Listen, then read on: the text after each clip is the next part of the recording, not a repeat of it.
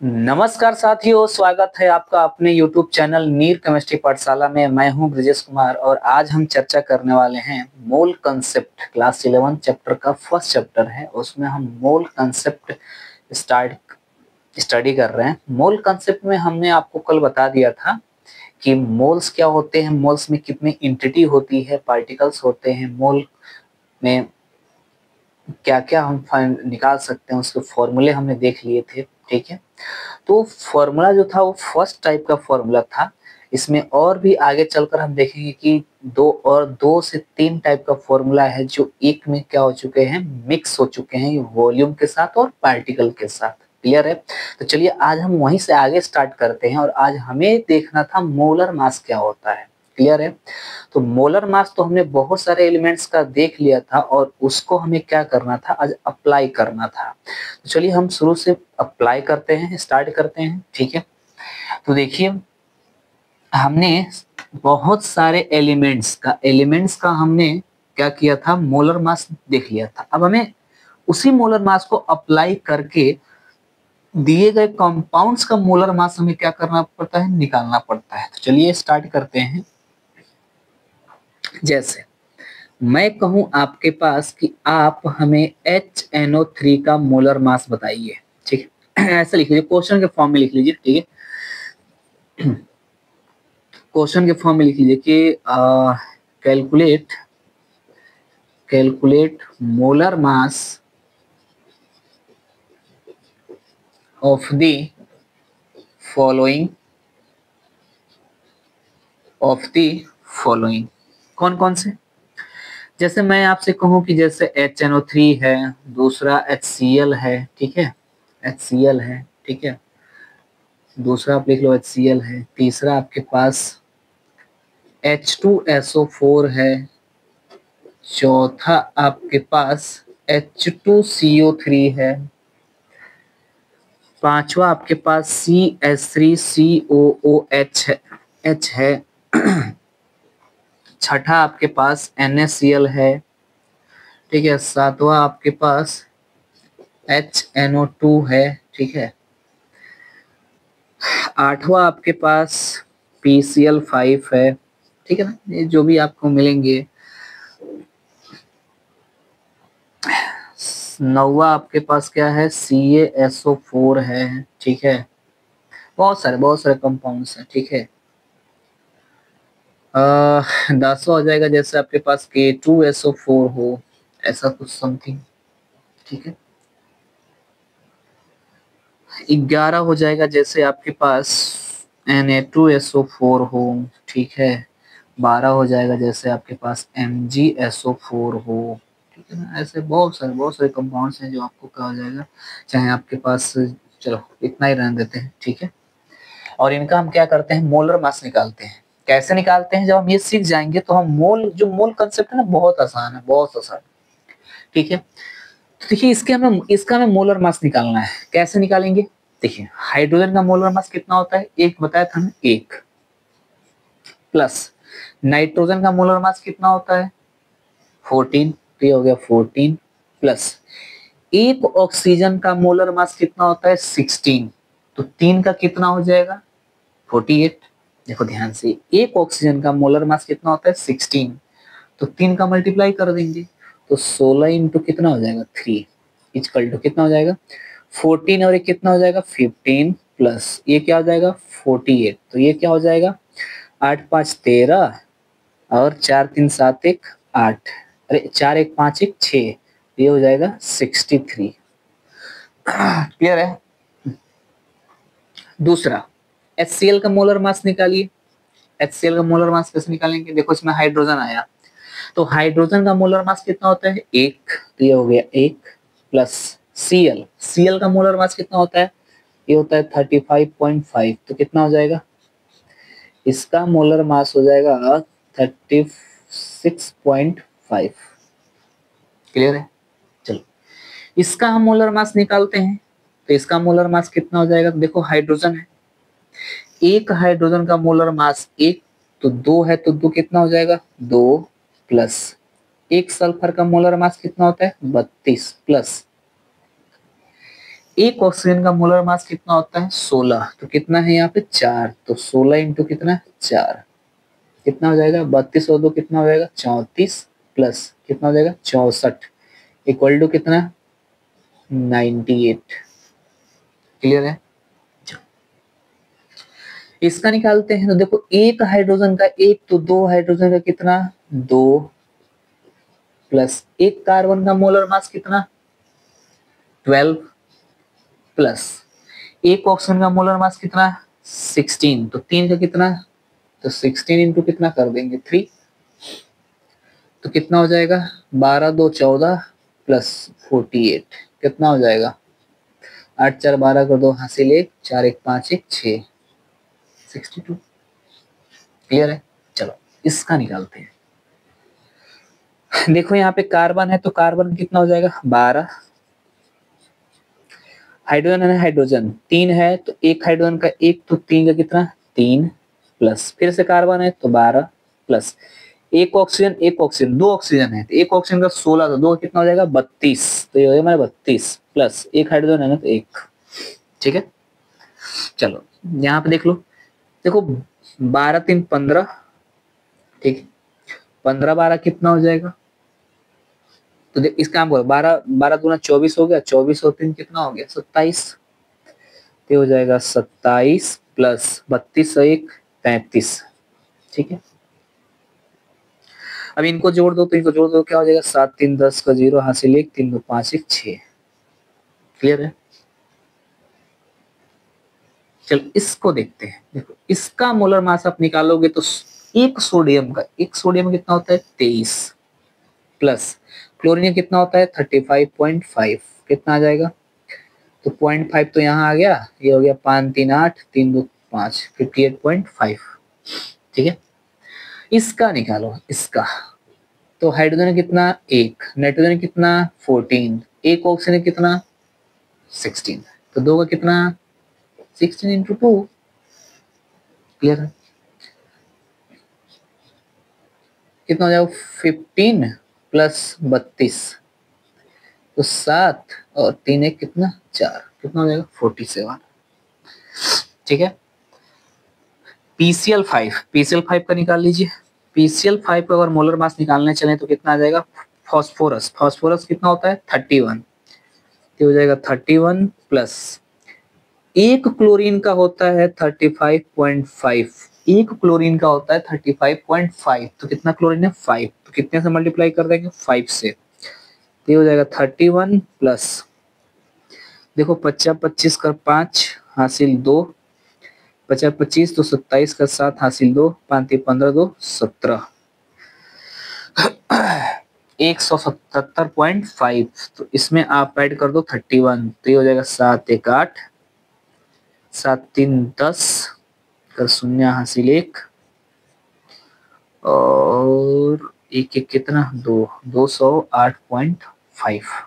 ठीक है, इसका निकालते हैं। इसका कैल्शियम कितना होता है 40, प्लस सल्फर कितना होता है 32, प्लस एक ऑक्सीजन का 16, तो 4 का कितना 4 से मल्टीप्लाई कर देंगे, ये हो जाएगा 40 प्लस 32 प्लस 64, कितना हो जाएगा जी 40 30 70 2 72 और प्लस 64, तो ये कितना हो जाएगा 4 2 6 7 6 13 1 14, कितना हो जाएगा 146। इसका देखिए,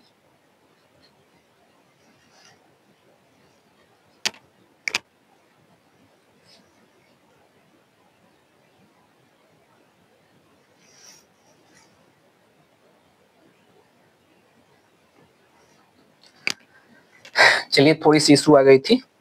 ठीक है, आगे मूव करते हैं और देखते हैं।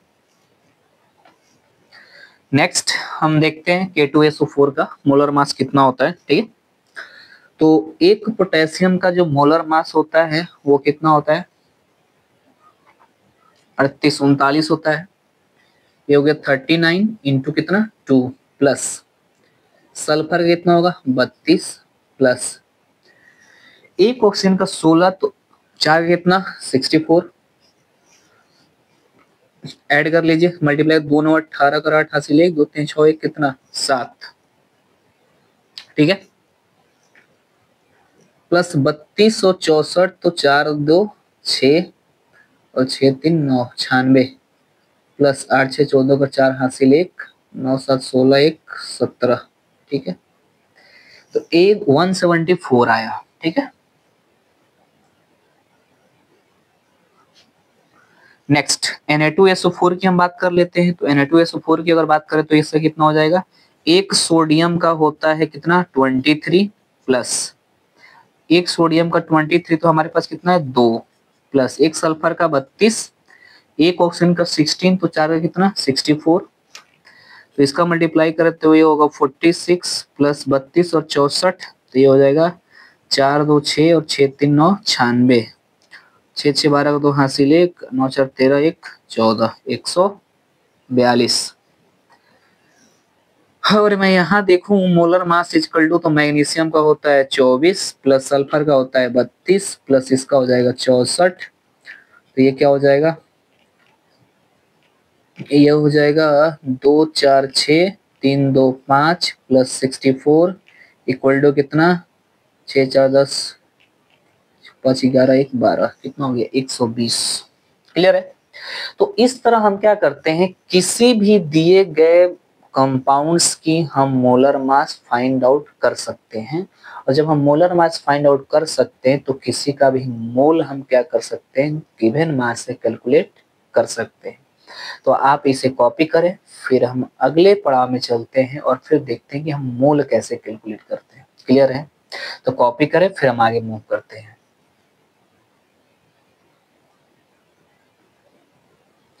चलिए कॉपी हो गई है और आगे देखते हैं कि हम इसको कैसे मोल से मोल में अप्लाई करके इसको हम कैलकुलेट करते हैं। ठीक है।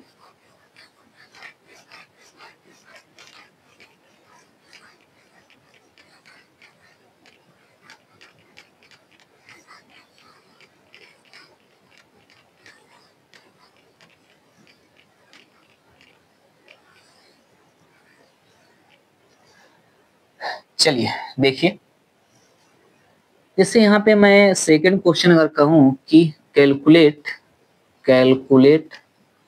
मोल ऑफ द फॉलोइंग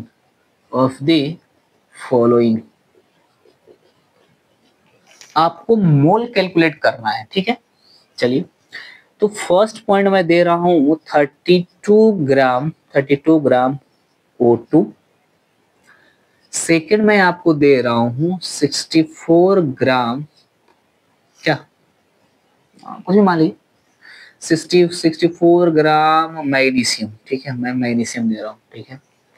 तीसरा मैं आपसे बोलूं कि 16 ग्राम आप O3 ले लीजिए। ठीक है, 16 ग्राम O3। और मैं यहाँ दे दूं फोर्थ, हाँ यहाँ तो आ ही जाएगा। फोर्थ में दे दूं कि आप निकालिए 98 ग्राम H2SO4 का। ठीक है। मैं आपसे कहूं कि आप फिफ्थ का निकालिए 12 120, चलो 120 ग्राम क्या दे दूं आपको, अमोनिया, चलो अमोनिया देता मैं, अमोनिया का निकालिए 120 ग्राम अमोनिया का। ठीक है। और मैं आपसे छठा दे दूं 180 ग्राम यूरिया का। ठीक है, 180 ग्राम यूरिया। और एक लास्ट में आपको दे दूं यहाँ पे सातवां 18 ग्राम ग्लूकोज, 18 ग्राम ग्लूकोज का। इसका हमें क्या करना है, मोल कैलकुलेट करना है। ठीक है ना, मोल कैसे मोल कैलकुलेट करते हैं। ठीक है, तो चलिए हम स्टार्ट करते हैं मोल कैसे होते हैं। आप जानते हैं ना मोल का फॉर्मूला हम क्या लगाएंगे, मोल वेट अपन क्या लगाएंगे, मोलर मास। अच्छा, क्यों फॉर्मूला हम यही लगाएंगे, क्योंकि देखो आपको ये ग्राम दिया है, ग्राम, तो ग्राम में कौन देगा, ये तो देगा नहीं, ये देगा। अब पूछा क्या है, मोल, इसका मतलब ये दिया है। देखो ग्राम जहां भी होगा वो W दिया है, हमें क्या निकालना है, मोल। मोलर मास तो हम जानते हैं कैसे निकालते हैं, जो भी कंपाउंड दिया होगा, एलिमेंट दिया होगा, उसका हम मोलर मास निकाल लेंगे, ठीक है ना। चलिए, तो हम इसका मोल निकालते हैं। मोल बताइए, मोल का फॉर्मूला क्या होता है? W अपान मोलर मास। कितना होता है? W अपान मोलर मास। बताइए, इसका W कितना दिया है? 32। ऑक्सीजन का मोलर मास कितना होगा? तो एक ऑक्सीजन का मोलर मास कितना होता है? 16। तो यहाँ कितना है? 2। 2 का कितना हो जाएगा? 32। ये क्या हो जाएगा? कैंसल। बताइए, इसके पास कितना मोल आया? 1 मोल O2 आया। क्या आया? 1 मोल O2। ठीक है, चलो आगे बढ़ते हैं। यहाँ पे देखिए, यहाँ पे मोल निकालिए। मोल है तो मोल निकालेंगे, वेट कितना है? 64।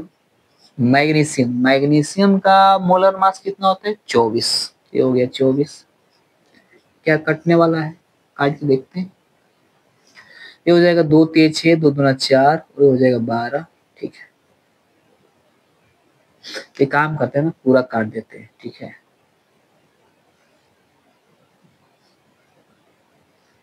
तो कोई बात नहीं, काट दो, मैं तो ऐसे काट दूं। देखो, ये 4 8 है 32 और 4 3 12। ठीक है, तो मोल इक्वल टू कितना आ गया? 8/3। 3 को यहाँ से डिवाइड कर दो तो कितने बार मिल जाएगा? 3 दूना 6। ठीक है ना, ऐसे 3 से डिवाइड करो तो कितना? 3 दूना 6, फिर 2, फिर 0.3 6 18, फिर 2, फिर 6। ये कितना आ जाएगा? 2.6666। तो इसका मोल कितना आया? 2.666 आएगा। तो 67 लिख लो, क्या दिक्कत है? ठीक है, क्या लिख सकते हो? इतना तो लिख ही सकते हो। चलो, इसका मोल निकालो। इसका मोल निकालो तो क्या हो जाएगा? W कितना दिया है? 16। एक ऑक्सीजन का मोलर मास कितना होता है? 16। तो 3 कितना होगा? 48। तो क्या मैं 16 इंटू 3 लिख सकता हूँ? बिल्कुल लिख सकता हूँ, लिख सकता हूँ। देखो, ये 16 से 16 गया, इक्वल टू 1/3 बचा। 1/3 कितना आएगा? 0.33 मोल आया। क्लियर है? चलो, यहाँ देखो, यहाँ हमें मोल निकालना है तो क्या होगा? वेट अपान मोलर मास। तो वेट कितना है? 98 अपान मोलर मास। इसका मोलर मास निकालो। अभी निकाला था ना, H2SO4 का मोलर मास कितना आता है? 98। तो ये कितना आ गया? 98। अरे वाह, ये तो कट गया। तो मोल कितना आया? 1। 1 मोल आया। कितना? 1 मोल क्या आया? H2SO4 आ गया। ठीक है, 1 मोल क्या आया? H2SO4। इसका निकालिए। तो इसका निकालेंगे तो बताओ, मोल इक्वल टू कितना? 120। इसका मोलर मास देखो, इसका 14 प्लस 3 कितना आ जाएगा? 17। तो इसका होगा 17। अब 120 को 17 से क्या कीजिए? डिवाइड कर लीजिए। तो कर लीजिए 120 का 17 से। तो कितना? 17 5 85, 17 और 8, तो 8 7 56 का 6 5, 8 का 8 5 13, न 7 7 से 49 का 9 4 7 7 4 11 119। तो ये हो गया 119 1। ठीक है, 0.0 नहीं जाएगा, 0 0। तो 17 और 6, 6 सत्ते 42 कर दो, 4 6 कम 6 4 10 102 नहीं जाएगा। 5 बार में हटाया जाएगा, 5 बार में। तो कितना आंसर आ गया? 7। तो इसको डिवाइड करेंगे तो मोल आ जाएगा 7.05। क्लियर है? 7.05। चलो, ग्लूकोज देखो, ग्लूकोज का फॉर्मूला होता है C6H12O6। इसका मोलर मास निकालोगे तो देखो, ये आ जाएगा 1 का 12। तो 6 कितना? 12 इंटू 6 प्लस ये कितने? एक हाइड्रोजन का 1, तो 12 कितना? 12 ही होगा, प्लस एक ऑक्सीजन का 16, तो 6 कितना हो जाएगा? 16 इंटू 6 कितना आ जाएगा? 72 प्लस 12 प्लस 96। कितना आएगा, 6 2 8 2 10 और 1 9 1 10 10 7 16 9 1 10 10 17 1 18 180। देखो इसका जो W है वो है 18, इसका मोलर मास कितना आ गया 180, ये तो गया, कितना बचा 1/10, ठीक है ना। देखो जब भी 10 आना ना इसका बहुत अच्छा, ये क्या हो गया, मोल है ना, मोल है। अब देखो कितना जीरो नीचे है, एक है ना, है ना, ऊपर कितना है एक, तो हम एक लिख देंगे, कितना जीरो, एक जीरो है ना, एक का अंक के बाद हम क्या लगाते हैं, पॉइंट, इतना मोल क्या हो गया, ग्लूकोज आ गया। क्लियर है, यहाँ तक किसी कोई समस्या नहीं है ना। तो इस तरह हम क्या करते हैं, किसी भी गिवन कंपाउंड्स का हम क्या कर सकते हैं, मोल निकाल सकते हैं। क्लियर है, मोल निकालना आ गया ना। चलिए इसे कॉपी कीजिए, फिर हम आपको अगले टाइप को हम दिखाते हैं कैसे निकालते हैं। कॉपी कर लें,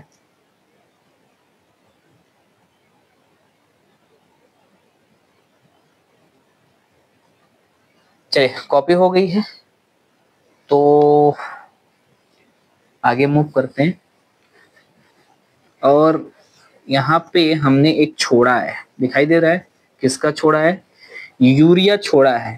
तो यूरिया आप खुद निकालेंगे। अच्छा यूरिया का मैं फॉर्मूला दे देता हूँ, यूरिया का जो फॉर्मूला होता है NH2CONH2 होता है, ठीक है ना, इतना तो आप कर ही सकते हैं। चलो आगे देखते हैं।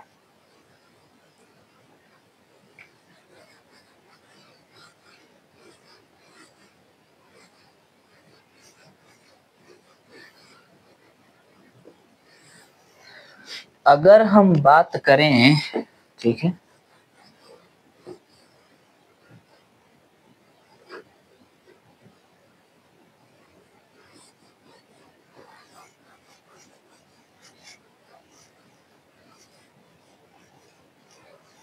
देखिएगा आगे कि अगर मैं अगले टाइप ऑफ क्वेश्चन की बात करूं कि जैसे मैं आपको दे दूं कि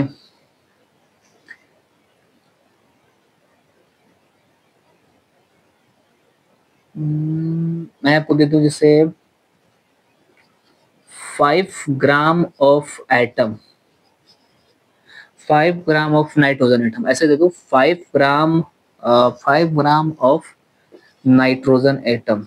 तो इसका हमें क्या बताना है, इसका हमें मोल बताना है। क्या बताना है, मोल, ठीक है, इसका हमें मोल बताना है। दूसरा दूसरा अगर मैं क्वेश्चन दे दूं कि 10 ग्राम ऑफ N2 मॉलिक्यूल्स में मॉलिक्यूल ऑफ N2 मॉलिक्यूल्स, इसका भी हमें क्या निकालना है, मोल निकालना है। क्या निकालना है, मोल। और मैं अगला क्वेश्चन दे दूं आपको कि हमें 50 ग्राम ऑफ P4 मॉलिक्यूल में हमें क्या बताना है, मोल ऑफ एटम बताना है। मोल ऑफ क्या बताना है, एटम, किसका बताना है, एटम का मोल बताना है, ठीक है। और ये तो हमें मॉलिक्यूल्स ही बताना है, ठीक है। अगर मैं कहूं, अगर वो एटम पूछ रहा है, ठीक है ना, ठीक है, तो 50 ग्राम ऑफ P4 मॉलिक्यूल में क्या पूछ रहा है, एटम पूछ रहा है। एटम किसमें, मोल में, कितने मोल एटम होंगे। क्लियर है, चलो। तो मैंने आपको एक कल फॉर्मूला पढ़ाया था ना कि number of gram atoms equal to number of moles of atom, ठीक है। तो देखो ध्यान से, इसका आंसर क्या हो जाएगा, तो इसका आंसर होगा, देखो 5 ग्राम नंबर नाइट्रोजन एटम्स, मोल बताना है इसका। तो हमने फॉर्मूला क्या लिखवाया था कि नंबर ऑफ ग्राम एटम या एटम्स इक्वल टू कितना, मोल ऑफ एटम। ये कुछ करना नहीं है, जो दिया है उसी को हमें मोल में लिख देना है। क्लियर है, जो दिया है उसी को हमें क्या करना है, मोल में लिख देना है। तो चलिए लिख देते हैं। 5 ग्राम ऑफ नाइट्रोजन एटम है तो इसका हो जाएगा आंसर में 5 मोल ऑफ नाइट्रोजन एटम। हो गया आंसर, आंसर खत्म, हो गया, क्वेश्चन खत्म। इसका आंसर क्या हो जाएगा भाई? तो ये हो जाएगा 10 मोल, क्या हो जाएगा? 10 mole of N2 molecules, N2 molecules। एक ये हो गया। अगर आपके नाइट्रोजन एटम्स की बात करें तो ये N2 क्या है? मॉलिक्यूल्स है। तो कितना नाइट्रोजन है? देखो, अगर मैं कहूं N2 है तो ये मॉलिक्यूल है। क्या है? मॉलिक्यूल। मैं कहूं एटम कितने हैं तो इसमें 2 नाइट्रोजन एटम है। कितने? 2 नाइट्रोजन एटम। तो आप यहां से निकाल सकते हैं, ठीक है ना। चलो नहीं पूछा है तो क्या कर, लेकिन लिख लो, कोई बात नहीं। अगर आपसे एटम में पूछता ना तो 10 गुना कितना हो जाता? 20 मोल नाइट्रोजन एटम हो जाता। क्लियर है? यहाँ में 50 ग्राम ऑफ P4 मॉलिक्यूल का हमें मोल किस में बताना है? एटम में बताना, मतलब ये वाला बताना है इसमें। तो देखो, तो पहले तो हमारा आंसर क्या हो जाएगा? 50 ग्राम ऑफ P4, 50 ग्राम, 50 मोल हो जाएगा। क्या हो जाएगा? 50 mole of P4 molecule, molecule. अब बताओ, एक फास्फोरस है ना, P, ये मॉलिक्यूल है। तो अगर एटम में बदले तो कितने एटम हो जाएगा? 4 एटम हो जाएगा। तो यहाँ 50 इंटू कितना हो जाएगा? 4 मोल ऑफ फॉस्फोरस एटम। 50 से वो कितना हो जाएगा? 100 mole of phosphorus atom. Clear है? ये रहा इसका आंसर। तो इस तरह हम क्या कर सकते हैं, 2 टाइप से आपको फिलहाल, एक वेट देकर, दूसरा इस टाइप से देकर आपको क्या पूछ सकता है? मोल पूछ सकता है। ठीक है, तो आप बिल्कुल कंफ्यूजन ना हो, बिल्कुल आप डिटेल पढ़ें और इसके साथ पढ़ें, कोई समस्या नहीं आने वाली इस चैप्टर में। क्लियर है? तो आज के लेक्चर में हम यहीं समाप्त करते हैं। अगले लेक्चर में हम मिलेंगे मोल के साथ ही, लेकिन वो अगले टर्म्स होगा। क्लियर है? तो चलिए कॉपी कर लीजिए।